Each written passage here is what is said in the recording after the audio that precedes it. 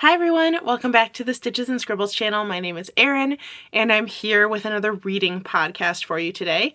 I was going to talk about everything I read in September, as well as show you a bunch of new books that I acquired, both from shopping trips, a craft fair, and also from some little libraries in my area. But let's start with what I read in September. So September, with it being back to school season, was not a super productive reading month for me.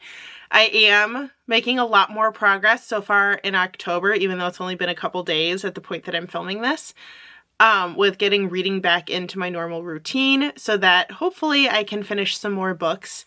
My original goal for this year was to read, I think it was 60 books, and I'm now at 76. But I kind of have like a half-hearted goal of trying to get to 100 by the end of the year, so I only have 24 books left to go in order to make that happen. So fingers crossed that my schedule gets a little bit more regular, I guess. Like, not regular. A little more manageable. Let's go with that word. So that I can get some more books in. But I usually end up reading quite a few over winter break. Not 24, obviously, but a lot over winter break. So I can always do a reading sprint during that time frame if I need to hit that 100. Books I read this past month though, in September. The first one I read was A Galaxy of Whales by Heather Fawcett. I'm showing you this one on my phone because I read it as an ebook with Libby, so I've already returned it. This is a contemporary fiction middle grade book. I'm gonna start reading the descriptions of the books that I've read instead of just giving you my review, just so that you get a better understanding of the synopsis of the book. But here's the description. When Fern hears about a photo contest with a big cash award, she decides to enter and win. After all, photography is her passion and was an interest she shared with her dad, who has recently died. She knows she can take a prize-worthy photo of a whale during one of the whale-watching tours her mom runs. But her neighbor and nemesis, Jasper, is also planning to enter the contest. It's another frustration for Fern while she's already coping with worry that her best friend Ivy might not want to spend time with her anymore. She's hoping to use the prize money to buy something that will attract Ivy's interest. This summer story has everything: the trials and pleasures of friendship, a rousing feud and a touch of adventure, a beautiful exploration of healing after grief, a very moving finale, and a whole lot of whale-watching fascination. I really loved this middle grade book, and I read it because I was trying to determine if I should add it to my school library's collection, and it's definitely on my list now of books to order. But a couple things I really liked about this book from a educator perspective. I really liked that it was a story that showed friendship issues and like problem solving within those friendship issues that didn't resolve with the friendship being exactly the same at the end of the story. It kind of left room for that friendship to have grown, evolved, and even kind of stopped without that being viewed negatively by the end of the story, which I thought was really important for growth for kids who are kind of in this age, that they eventually need to learn that most people don't have the same friends that they had from elementary school onward. So I liked that it showed that a friendship falling apart that wasn't an ending where everyone was happy and back together and all that stuff. I also really enjoyed that they showed a developing friendship between a male character and a female character in a way that was never misconstrued as being romantic. It wasn't even joked about in the story. So I really liked that representation of a boy-girl friendship. I also just really liked all of the information about whales that was present in this book and all the details of running the family whale watching business. Overall, I highly recommend this book, especially if you have a child that you know who's going through friendship issues, or even one who's just interested in photography, because it talks a lot about that as well. So I highly, highly recommend that book. The next one I read is Wild Oak, which is also a middle grade book, although in my school library, I skewed it up a little bit and actually labeled it as YA, just because of a scene that happens in the opening section of the book that I thought was a little better suited for older readers than younger readers. But I'll get to that after I give you the synopsis. Oh, I guess I should show you the book first. It's Wild Oak. And I don't have this one with me because it is in our school library. This one says, Maggie Stevens' stutter makes school especially hard. She will do almost anything to avoid speaking in class or calling attention to herself. So when her unsympathetic father threatens to send her away for so-called treatment, she reluctantly agrees to her mother's intervention plan. A few weeks in the fresh air of Wild Oak Forest, visiting a grandfather she hardly knows. It is there, in an extraordinary twist of fate, that she encounters an abandoned snow leopard cub, an exotic gift to a wealthy Londoner that proved too wild to domesticate. But once the cub's presence is discovered by others, danger follows, and Maggie soon realizes that time is running out. Not only for the leopard, but for herself and the forest as well. Told in alternating voices, Wild Oak shimmers with beauty, compassion, and unforgettable storytelling as it explores the delicate interconnectedness of the human, animal, and natural worlds. I did enjoy this book. It wasn't my favorite, mostly because of the opening scene that I mentioned before. So it says right in the description that Maggie does almost anything to avoid speaking in class or calling attention to herself. The first scene of the book involves her knowing that her turn is coming up for a popcorn-style reading in class, that where I feel like everyone did this as a kid, where you'd count ahead paragraphs and practice your section before it got to you. But because she's so nervous about it, she ends up injuring herself in order to get out of class. And while I wouldn't call the scene in the book self-harm, because that wasn't the motivation of why the character did what she did. I did find that a little jarring at the very beginning of what is labeled as a middle grade book, so I put it in my young adult section. It's also not, excuse me, still getting over a cold. It's also not super clear in the book what age Maggie is supposed to be, or at least I didn't remember that being like a really telling part of the story. So I felt like I could push it to a slightly older age group without worrying about that. I will try to find a way to label this in some way, just because I don't want a student to be upset by that opening scene. Again, even though what the character was trying to do was get out of class, it wasn't a true self-harm incident. I still would tread lightly with this book and make sure that if you are in the position of giving it to a child to read, that you understand that scene happens at the very beginning. The rest of the book was very good. The storyline I could see being very appealing for middle grade readers, but it did give me pause that first scene was included. So wonderful book, especially if your kid likes animals.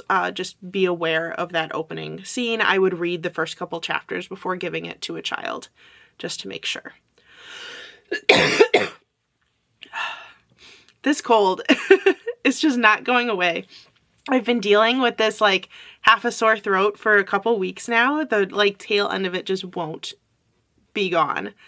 But we're just gonna get through the rest of this podcast episode. The next book I read was Yellowface by R.F. Kuang. And I read this one as an ebook through Libby. This actually came from the recommendation of a friend. So I wanted to read it as soon as I got the Libby hold so that I could tell her my thoughts on it. This book was one I also struggled to say that I enjoyed it, because I think enjoyment is not what you're supposed to get out of this book. But the description is actually pretty short. It goes as follows. Athena Liu is a literary darling. June Hayward is literally nobody. I'm just going to start this over again because this paragraph is written strangely. Athena Liu is a literary darling. June Hayward is literally nobody. Who wants stories by basic white girls anyway? But now Athena is dead and June has her unfinished manuscript. That's all you get for the synopsis of the book. But basically the premise is that June reconnects with a college friend, Athena. Athena is Asian, which is a very key part of the story, hence the title. And Athena dies unexpectedly in the very beginning of the story, and June is left in a situation where she realizes she has access to Athena's manuscript of a novel that she was working on that heavily deals with Chinese culture in a historical context. So June decides to take the manuscript and pass it off as her own and get it published. This is a challenging book to read because as you're reading, you are very much supposed to hate the narrator because what she's doing is so wrong. It was very interesting and it was very intense. So if you like fast-paced books, this is a great read for you. But it does talk a lot about issues of racial tension and issues of people who are not of a certain background speaking for that background. In addition to just the blatant idea that someone has stolen a manuscript. So it's a very challenging read emotionally. I would say if you are someone who needs to be able to root for the narrator, this is not the book for you. You will not be able to. The narrator is a horrible person. But it was very interesting to read, and I was glad that my friend recommended it because it's not the type of book I would have picked up on my own. But as someone who, at this point, more passively has interest in getting a book published, it did talk a lot about the social implications of being an author, hopefully with the idea that you're not a terrible person and don't steal someone else's manuscript. But it did go very much into detail about the publishing process, which I also found interesting from a personal level of someday I would like to get a book published. But that wasn't the main point of the book. So definitely a challenging read, definitely worth it, especially if you are trying to educate yourself more on,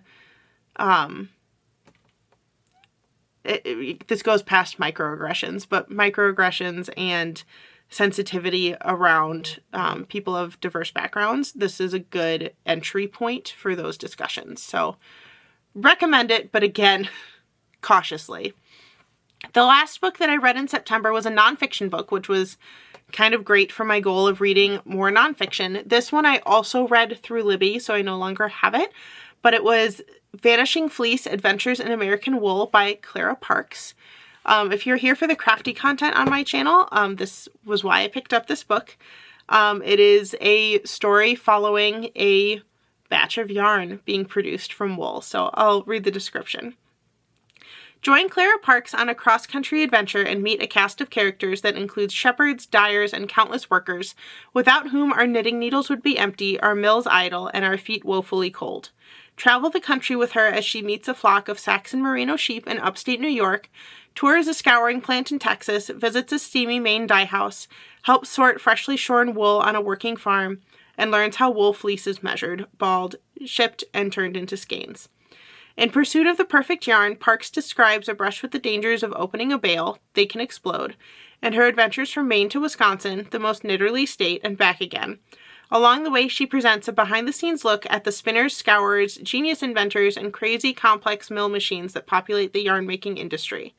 By the end of the book, you'll be ready to set aside the backyard chickens and add a flock of sheep instead. Simply put, no other book exists that explores American culture through the lens of wool. I really enjoyed reading this book. It was very fast-paced and pretty short for an adult book. It was only 194 pages. But the narrator is really fun to read. She's really great at describing her journey through getting this bale of wool turned into yarn. And if you're at all interested in indie dyers or small batch dyeing or just how yarn is produced, this is an excellent read for that.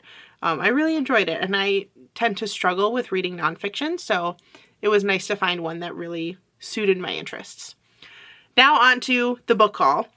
I had quite a few books that I picked up this month, just because I was walking a lot with my mom, and we tend to go to a lot of little libraries, and I also had some events that I went to, so I figured I would just show you everything I got, in the random order that I got them. The first two books I found are both from Little Library, and they are in the same series. So these are both in the LA Night Market Mystery series. I picked up Hot Pot Murder and Death by Bubble Tea. I believe Hot Pot Murder is the first one, I think. Now I'm not 100% sure about that. Let's see if it says on the inside what order they go in. Oh, Death by Bubble Tea is first, then Hot Pot Murder. So Death by Bubble Tea.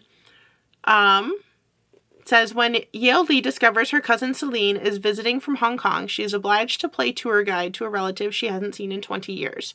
Not only that, but her father thinks it's a wonderful idea for them to bond by running a food stall together at the Eastwood Village night market. Yale hasn't cooked in years, and she hardly considers Celine's career as a social media influencer as adequate experience, but because she's just lost her job at her local bookstore, she feels she has no choice. Yale and Celine serve small dishes and refreshing drinks, and while business is slow at first, it eventually picks up thanks to Celine's surprisingly useful marketing ideas. They're quite shocked that their bubble tea in particular is a hit, literally, when one of their customers turns up dead. Yale and Celine are prime suspects due to the gold flakes that Celine added to the sweet drink as a garnish. Though the two cousins are polar opposites in every way, they must work together to find out what really happened to the victim, or the only thing they'll be serving is time. So this series looked just fun to read, so I was kind of glad that there were two of them that I could grab so that I can keep it going if I end up liking the first one. The next two books, and I got those from a little library, so I will probably give them back when I'm done or swap them out for other books. The next two books I got were from a craft vendor, and I wish I had saved her card because I loved this so much, but she had a whole bunch of like book-related stuff. I bought a bookmark for her that's now in my office at school. I bought a e-reader cover from her. She had book pocket pillows. She had pillows to hold up an e-reader. She had lots of bookmarks and stickers and like accessories for reading. But she also had a selection of blind date with a book packages. So they were all used books. They came with some stickers and bookmarks. And the next two books I got were from those selections. I don't remember what the description was for these, unfortunately. I do know I picked them up because they were categories I'm generally interested in, but these were the two books I grabbed.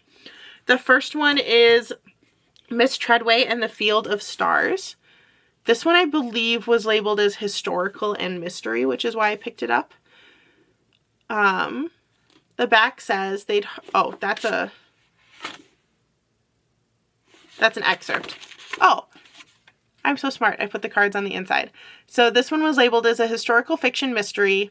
The only description was 346 pages, 1960s, missing actress, and the Goodreads rating of 3.47. So she did have little cards with some information on them tucked in. I also love that it's a library checkout card that she used. But here's the synopsis. In the dreary days of November 1965, American actress Iolanthe Green has become the toast of the West End. Charismatic, mysterious, and beautiful, she brings color and a sprinkling of glamour to the scuffed boards of Soho's Galaxy Theatre. But one evening, after another rapturously deceived performance, Iolanthe walks through the stage door out into the cold London night and vanishes. All of London is riveted as Fleet Street speculates about her fate. But as time passes and the case grows colder, the public's interest turns into the unfolding Moors murders and erupting political scandals. Only Anna Treadway, Iolanthe's dresser at the Galaxy, still cares.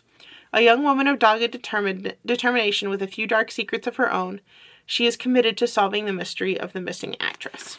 So this one sounded quite intriguing. I was glad that it was one that seemed like something I would pick up on my own, just because with the blind date with a book, obviously you never know what you're going to get. But that seemed pretty exciting.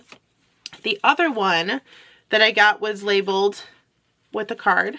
It was labeled as a mystery hardcover, 406 pages, outlandish life stories, and then the Goodreads rating of 3.98. So it was the outlandish life stories that caught my interest. And the title is The 13th Tale. I don't know if I said that. Description says, all children mythologize their birth. So begins the prologue of reclusive author Vida Winter's collection of stories, which are as famous for the mystery of the missing 13th tale as they are for the delight and enchantment of the 12 that do exist.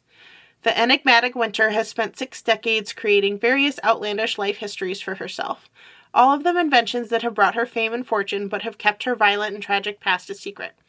Now old and ailing, she last wants to tell the truth of her extraordinary life. She summons biographer Margaret Lee, a young woman for whom the secret of her own birth, hidden by those who loved her most, remains an ever-present pain. Struck by a curious parallel between Miss Winter's story and her own, Margaret takes on the commission. As Vida disenters the life she meant to bury for good, Margaret is mesmerized. It is a tale of gothic strangeness featuring the Angelfield family, including the beautiful and willful Isabel, the Farrell twins Adeline and Emmeline, a ghost, a governess, a topiary garden, and a devastating fire. So this one sounds very fascinating and definitely something that I would have purchased for myself. So I'm glad that I was able to get it in the blind date with a book selection. Up next is one that I picked up from a little library. I honestly grabbed this because it looked brand new, which a lot of times in my neighborhood means that it was somebody's book club book and they didn't like it. But this is The Fury by Alex Michaelides. I'm hoping I'm saying his last name correctly. His name? Her name? I actually don't know. His name. I know that he's a well-known author and has done a bunch of other stuff, but I've never read anything by him. But I was kind of caught by the description. This is a tale of murder. Or maybe that's not quite true. At its heart, it's a love story, isn't it? Lana Farrer is a reclusive ex-movie star and one of the most famous women in the world. Every year, she invites her closest friends to escape the English weather and spend Easter on her idyllic private Greek island. I tell you this because you may think you know the story. You probably read about it at the time. It caused a real stir in the tabloids, if you remember. It had all the necessary ingredients for a press sensation. A celebrity, a private island cut off by the wind, and a murder. We found ourselves trapped there overnight, our old friendships concealed hatred and a desire for revenge. What followed was a game of cat and mouse, a battle of wits full of twists and turns, building to an unforgettable climax. The night ended in violence and death. But who am I? My name is Elliot Chase, and I'm going to tell you a story unlike you've ever heard. So I was caught. I think I've mentioned a couple times on this podcast, I seem to really enjoy vacation murder mysteries, things that take place in like a resort or on a tropical island. For some reason, that has been something that I've been into lately, so this was right up that alley, and I am excited to read it, hopefully soon. The next one I got, I actually read with my students and then found it in a little library, so I exchanged it with another book. But this was Berlioz the Bear by Jan Brett. I am keeping this one for myself because I liked the book so much. But it's a really adorable picture book detailing a bear in an orchestra trying to get to his orchestra performance and all of the obstacles that come along the way. So if you've got little ones in your life who are interested in music or just animal related stories, highly recommend this one. Also, if you want more picture book recommendations, follow my page, The Python Series, here on YouTube, or you can follow it on my TikTok or my Instagram. I post those videos once a week showing what I'm up to and reading with my students, all the picture books that we read together. So if you're looking for recommendations in that department, definitely check those out. Next book I picked up was one by Ruth Ware. I think I've read a couple of her books before, but this one is One Perfect Couple. I go through thrillers really fast, so I generally just grab them when I see them, especially if they're in good condition from a little... Sorry, I'm still coughing. I generally grab them if they're in good condition in a little library because I go through so many books that I know that I'll swap them out eventually. This one says, Lila is in a bit of a rut. Her postdoctoral research has fizzled out. She's pretty sure they won't extend her contract, and things with her boyfriend Nico, an aspiring actor, aren't going great. When the opportunity arises for Nico to join the cast of a new reality TV show, One Perfect Couple, she decides to try out with him. A whirlwind audition process later, Lila finds herself whisked off to a tropical paradise with Nico, boating through the Indian Ocean toward Ever After Island, where the two of them will compete against 4 other couples, Bayer and Angel, Dan and Santana, Joel and Romy, and Connor and Xana, in order to win a cash prize. But not long after they arrive on the deserted island, things start to go wrong. After the first challenge leaves everyone rattled and angry, an overnight storm takes matters from bad to worse. Cut off from the mainland by miles of ocean, deprived of their phones, and unable to contact the crew that brought them there, the group must band together for survival. As tensions run high and freshwater runs low, Lila finds that this TV show is all too real, and the stakes are life or death. And then, yeah, the bottom is just a description of the author. So, again, vacation mysteries.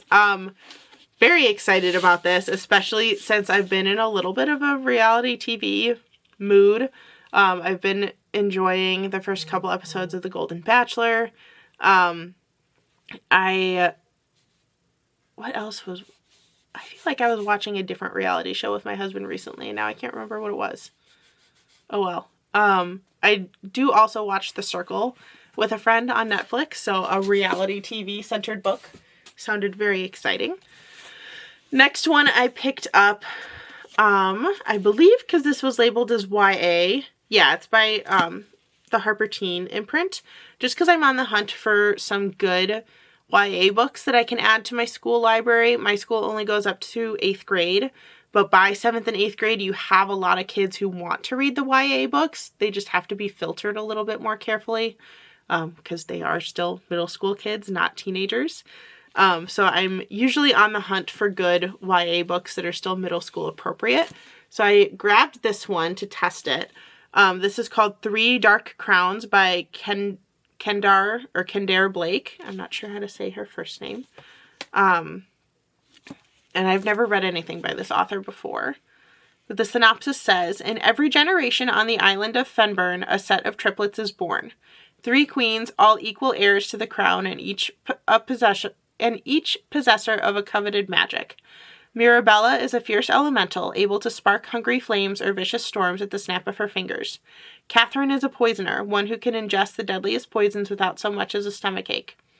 Arsinoe, a naturalist, is said to have the ability to bloom the reddest rose and control the fiercest of lions.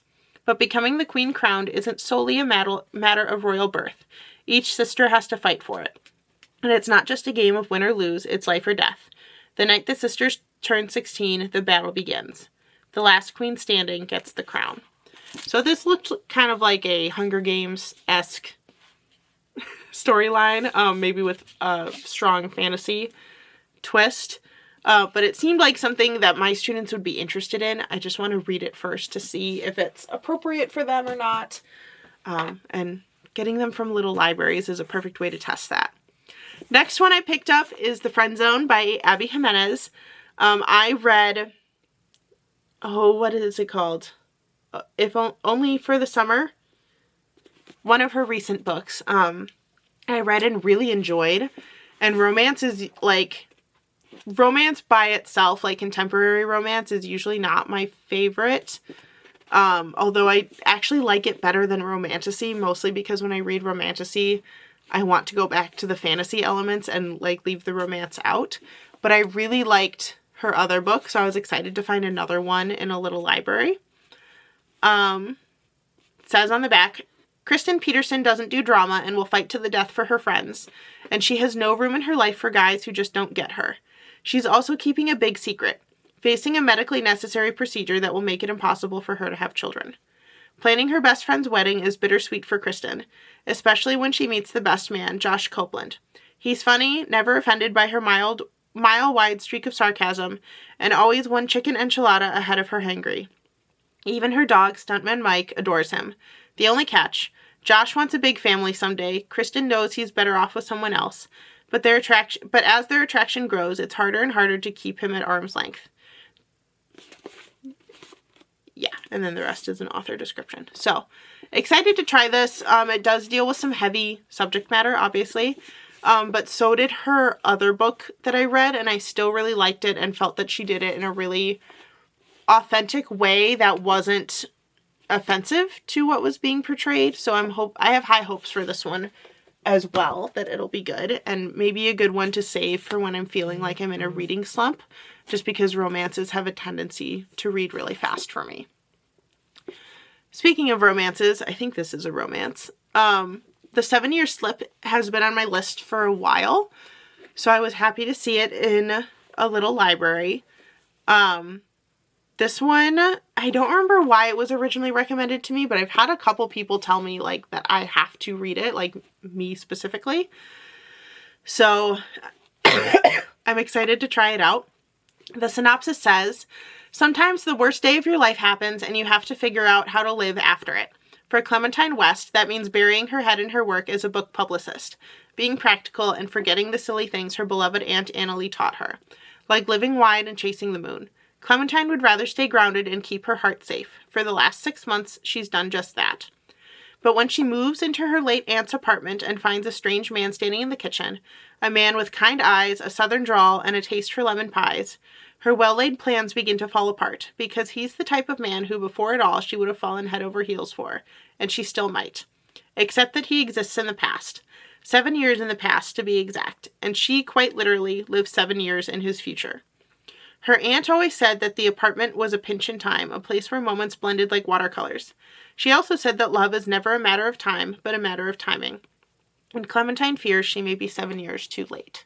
So it has the time travel aspect, which as a lukewarm sci-fi reader, I do like that twist. I have a feeling this book is going to make me cry, but I'm ready for it. Again, I think this is one I'll save for when I'm kind of in a reading slump, because it is the mostly romance category. But I'm very excited about this one. This might end up being one of my next reads, if I can get to it sooner. The next one I picked up is another nonfiction. This one's actually a memoir by Jeannie Gaffigan called When Life Gives You Pears, The Healing Power of Family, Faith, and Funny People. I get a lot of Jim Gaffigan's humor clips on my TikTok and really like him, but I've also started getting some of Jeannie's as well. And I just really like the type of humor that they both embody. And knowing that they're both, I believe, Catholic.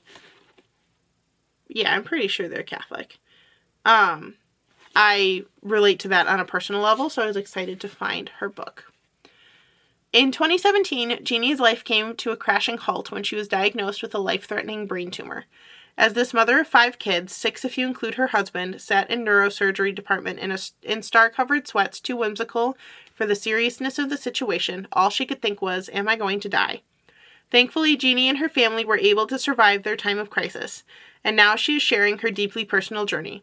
The challenging conversations she had with her children, how she came to terms with feeling powerless and ferociously crabby while bedridden and unable to eat for a month, and how she ultimately learned, relearned, and relearned how to be more present in life.